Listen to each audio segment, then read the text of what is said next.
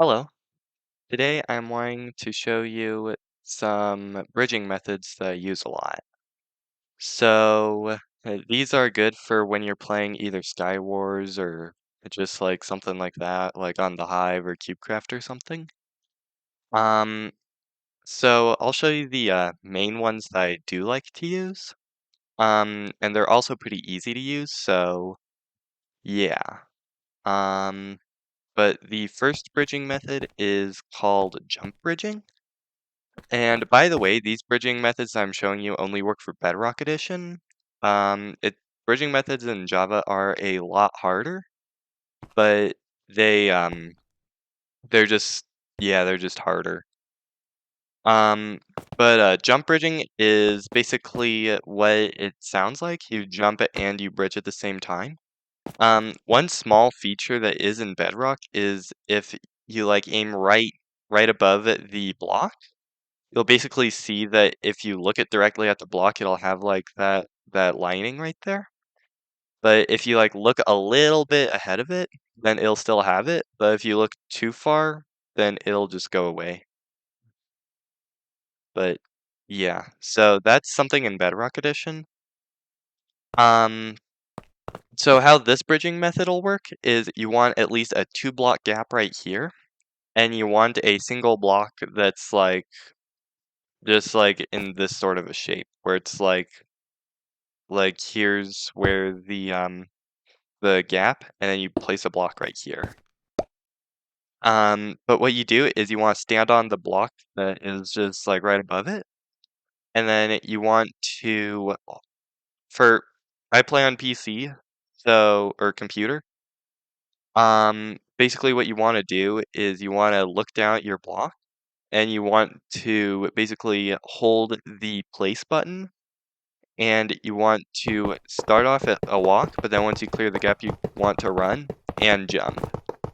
And as you can see, I am just continuously bridging. And the thing with this bridging is that it's very easy to figure out. And something else is that you can do it with either 2 blocks, or if you master it, you can even do just 1 block. So yeah, you can also do 1 block. The downsides of this is that if you're playing on like Treasure Wars or Bed Wars, you can't like look ahead of you without you having to like say I'm just like bridging right here, and then I'm just bridging, and then I just suddenly have to look up to see like if there's someone like waiting for me to come over. But what I'd have to do is I'd have to start all over again. But yeah, that's the one of the downsides about this. The other one is that it's kind of hard to like start up because I don't normally I just yeah. Um but basically what you would want to do is you want to do something like this. And I kind of messed that up. But I'm personally not the best at jump bridging, but it really is a pretty good method of bridging for if you're new to it. So yeah, I would recommend it. The next type of bridging is called safe or MJ bridging. And safe bridging is, as you may have heard, it's very safe. Um, so basically you would want a like either a 4 block gap, a 3 block gap, or a 2 block gap to start it. And basically you would want to stand like right over here. And then you would want to look at your last block.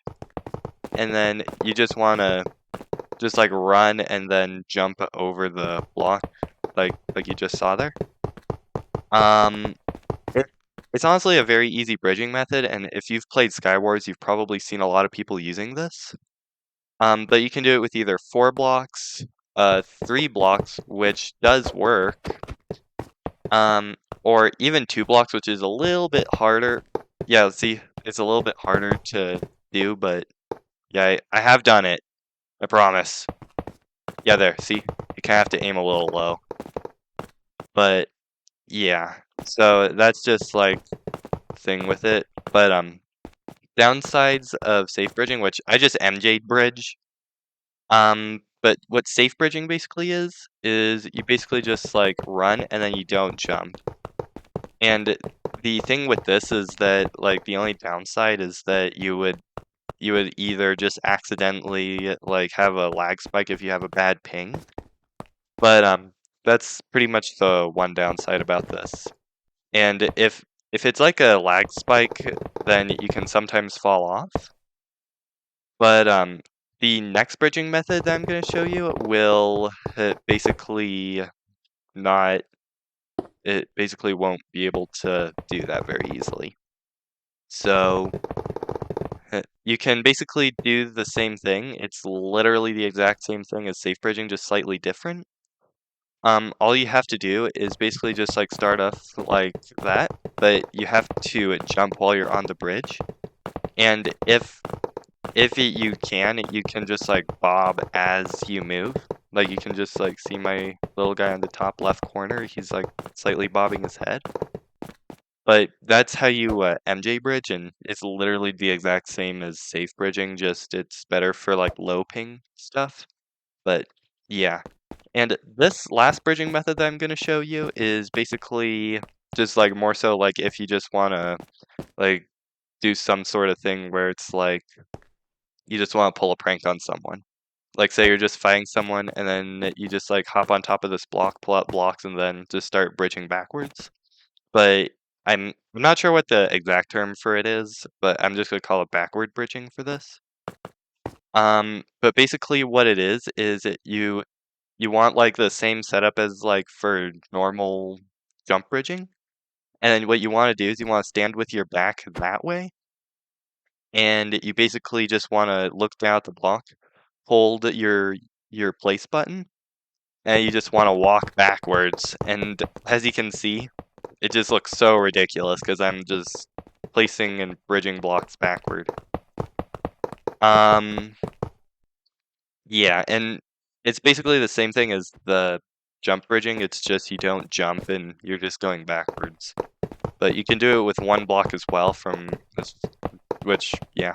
Uh, um, so a good way of practicing this would be to like a good way of practicing jump bridging is to just like go into a creative world, just a super flat, and then just like start placing and jumping while you're going along. But another pretty good method is just to like build like some sort of like a thing like this. And you can literally just like do this if that's what you're wanting to do. For the MJ and safe bridging, I would just recommend doing like a basically just like the same thing as the pillar one, but yeah, it'd just be better to use the pillar other than just the ground, in my opinion. But yeah, yeah. Um, and then for the backward bridging, you can basically just do the same thing as the jump bridging. But one thing that I will say is that if you're trying to like bridge diagonally, then you could basically just like do something like this, and then you could just like place like a little thing right here and just start jump bridging over there. Or if you're a lot better at bridging than me, you can just icy bridge. And it looks something like this. It's like in a zigzag pattern. Yeah. So it would look something like this, but I'm honestly not that good at it. And this is actually no strafe ice bridging. But yeah.